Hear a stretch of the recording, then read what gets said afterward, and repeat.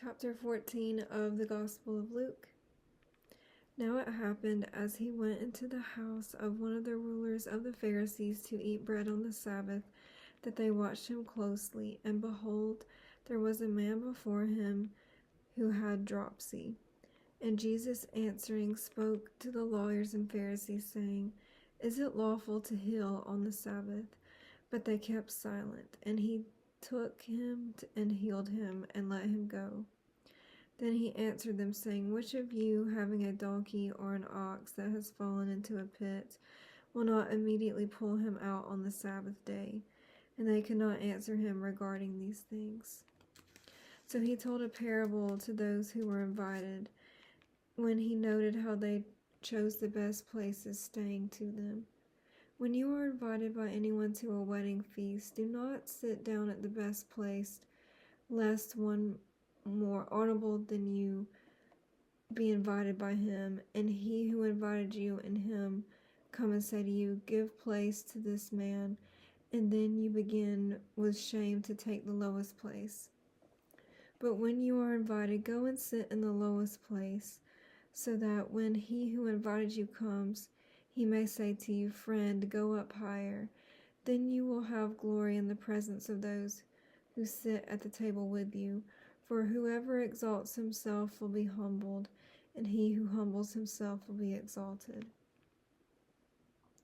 Then he said to him who invited him, When you give a dinner or a supper, do not ask your friends, your brothers, your relatives, nor rich neighbors, lest they also invite you back, and you be repaid.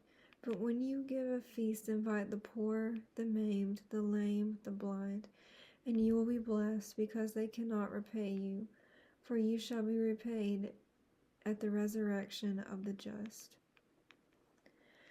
Now when one of those who sat at the table with him heard these things, he said to him, Blessed is he who shall eat bread in the kingdom of God.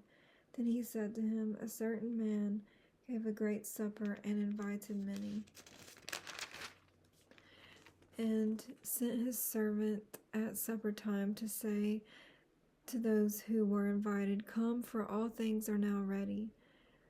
But they, with one accord, began to make excuses. The first said to him, I have bought a piece of ground, and I must go and see it. I ask you to have me excused. The other said, I have brought 5 yoke oxen, and I am going to test them. I ask you to have me excused. Still another said, I have married a wife, and therefore cannot come. So that servant came and reported these things to his master. Then the master of the house, being angry, said to the servant, Go out quickly into the streets and lanes of the city, and bring in here the poor, and the maimed, and the lame, and the blind. And the servant said, Master, it is done as you commanded, and still there is room. Then the master said to the servant, Go out into the highways and hedges, and compel them to come in, that my house may be filled. For I say to you that none of those men who were invited shall taste my supper. Now great multitudes went with him, and he turned and said to them, If anyone comes to me and does not hate his father and mother, wife and children, brothers and sisters, and yes, his own life also, he cannot be my disciple. And whoever does not bear his cross and come after me cannot be my disciple. For which of you, intending to build a tower, does not sit down first and count the cost, whether he has enough to finish it, lest after he has laid the foundation and is not able to finish, all who see it begin to mock him, saying, This man began to build and was not able to finish. Or what king going to make war against another king does not sit down first and consider whether he is able with 10,000 to meet him who comes at him with 20,000?